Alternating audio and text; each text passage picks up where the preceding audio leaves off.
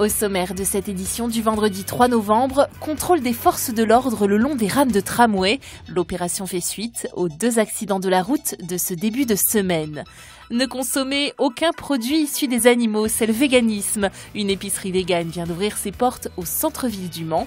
Rencontre avec Jean-Charles Huet au parc Théodore Monod. Il y présente son travail entre couleurs, formes et sons. Enfin, les bobcats sont rares en France. 2 parcs zoologiques seulement en possèdent. L'un des 2 est en Sarthe, c'est le zoo de Spey.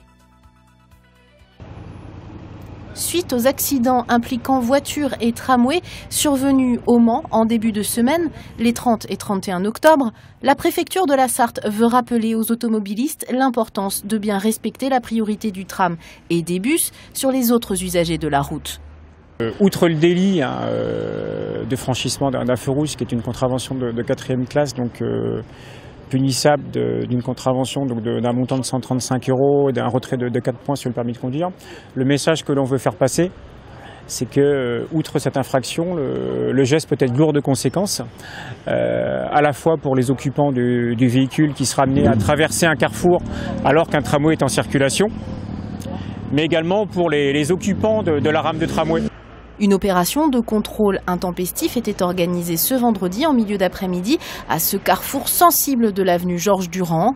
Les forces de l'ordre précisent qu'à ce jour, fort heureusement, la fréquence des incidents impliquant bus et tramway n'augmente pas sur l'agglomération mancelle.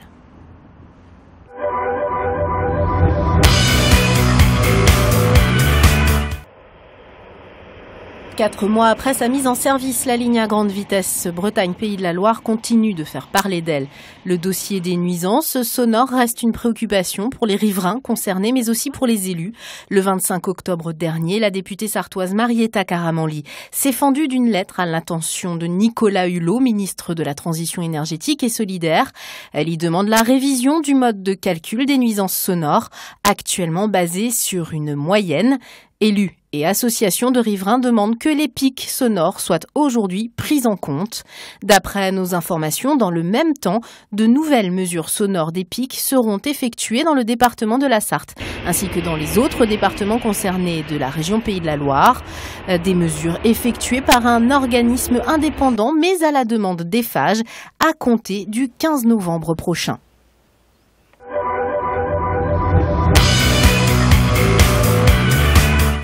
Pas de produits vegan à portée de main, qu'à cela ne tienne, ils ouvrent leur propre boutique. VegMeUp a ouvert ses portes voilà 2 semaines, mais à propos, c'est quoi le véganisme ? C'est exclure vraiment de son alimentation et de sa consommation l'exploitation animale. Donc c'est-à-dire qu'on rejette tout ce qui est viande, poisson, miel, lait, œufs, crème, beurre et autres. Et ça comprend également le cuir. On ne porte plus de cuir. On n'achète plus de produits qui ont été testés sur les animaux. Pour tâter le terrain, le couple a ouvert au mois de mars une campagne de financement participatif. Campagne soutenue par près de 200 donateurs pour 10 255 € collectés. C'est dire l'engouement qu'a suscité le projet. À son ouverture, la boutique a été dévalisée. On parle beaucoup de mode, après c'est un mot qui ne nous dérange pas parce que c'est-à-dire qu'on en parle plus. Et donc ça veut dire qu'aussi ça fait écho. Plus. Donc nous, ça ne nous dérange pas tant que la finalité, c'est qu'ils prennent conscience de ce qui se passe dans les abattoirs, aussi dans la vie d'un animal, qu'on prenne conscience aussi des effets qu'a l'exploitation animale sur l'environnement et sur notre santé. Oui. Vegan, végétarien, végétalien, en transition ou simple curieux, ici ça ressemble à du fromage, ça en a le goût mais c'est végétal, de même pour les escalopes. Consommer vegan, c'est ne pas avoir peur du changement. On veut développer une gamme de textiles, de maroquinerie, de chaussures en cuir végétal, donc c'est-à-dire soit en ananas, soit en champignons. Il y a même de pommes qui existent. C'est surpasser, c'est changer nos habitudes. Et c'est ça qui est intéressant parce qu'on s'ouvre à tellement de choses qu'on n'avait pas l'habitude de connaître et on se rend compte qu'il existe de très belles choses, mais qu'on ne connaissait pas. Le couple souhaite développer une véritable communauté et recherche des personnes pour animer des ateliers cuisine, cosmétiques ou zéro déchet. Un site internet en ligne sera également bientôt disponible.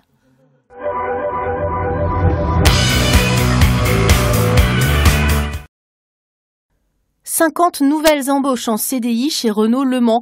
Cadres, managers, techniciens, conducteurs en maintenance et autres ouvriers en logistique vont venir grossir les rangs de l'usine. Des effectifs supplémentaires qui s'ajoutent aux 107 embauches annoncées par la direction en février dernier dans le cadre de l'accord CAP 2020 signé entre la direction nationale et les syndicats CFDT, CFE-CGC et FO. Un accord qui prévoit le recrutement de 3600 personnes en France d'ici 2019. Pour postuler, rendez-vous sur le site internet de la marque aux losanges, groupe.renault.com.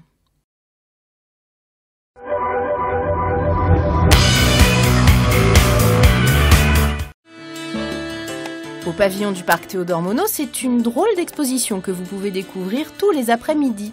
Les toiles de Jean-Charles Huet sont toutes réalisées en musique et cela n'est pas anodin car chaque toile est une sorte d'instantané d'une humeur musicale. L'artiste a d'ailleurs attribué une note à chaque couleur utilisée. Je vais entendre le son, le rythme, donc là je vais rentrer complètement dans le morceau et là, paf, ça part. Donc j'utilise les sprays comme les graffeurs parce que ça me permet d'aller vite, d'être dans le temps musical et de pouvoir faire mes propres compositions. Si l'exposition s'appelle Prélude pour nuancier musical, c'est que l'artiste va encore plus loin dans ses recherches. Il travaille en collaboration avec des musiciens, mais aussi avec un informaticien, artiste lui-même, qui a recréé avec ce logiciel les musiques que l'on peut déduire de ses peintures. Moi, j'ai interprété d'une certaine façon, j'ai codé ces correspondances entre le son et sa palette de couleurs. Une exposition à découvrir jusqu'au 28 novembre avec la présence de l'artiste chaque week-end.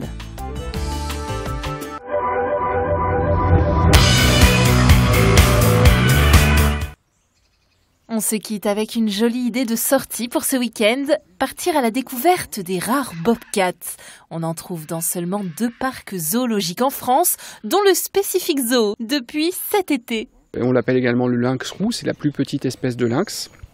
C'est un lynx un petit peu tout-terrain, puisqu'en fait il vit en Amérique du Nord, mais il vit dans des habitats qui sont très variés, puisqu'on le rencontre aussi bien au Nouveau-Mexique, dans des territoires, dans des zones arides, qu'au nord du Québec. Donc vraiment c'est un animal extrêmement adaptable, rusé, malin. La très joueuse Cathy et Bobby, plus patachons, semblent avoir pris leurs aises en Sarthe. Le personnel du zoo espère maintenant que le couple fondera une famille.